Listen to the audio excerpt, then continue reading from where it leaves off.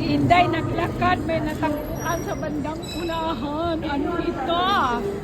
Hala guys, ready na ba kayo sa inyong Valentine's? Huwag niyo akong tanungin, ako hindi. Ang daming mga pabulaklak dito.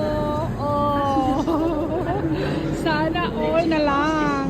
But it's okay. Bukas, Valentine's na guys. Sino yung mga malamig ang Valentine's dyan? Oh, shout out! Grabe, ang daming bulaklak dito. Ready na. Nagtaasan ang presyo. Grabe to, oh guys. 22 pounds. O, i-convert nyo yan. Meron pang 41. Merong 25. Sana all may pa 25 pounds. At take note guys, ito, mahal ito. O, itong bouquet na ito. Magkano ba ito? Wow, 45 pounds. Sana all may pa 45 pounds.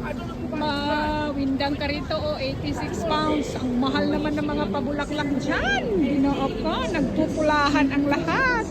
Oh, nalo na ito guys. Oh my God, 150. Sino ba magbibigay sa akin ng worth 150 na bouquet na mabubulok lang? Wag nga, pirahin na lang. Oh, ang dami. Tara guys, pili natin yung sarili natin. Wag na. Mabubulok din yan. Hindi na bali. Pera na lang. Sayang. Oh, ayan. Marami dito.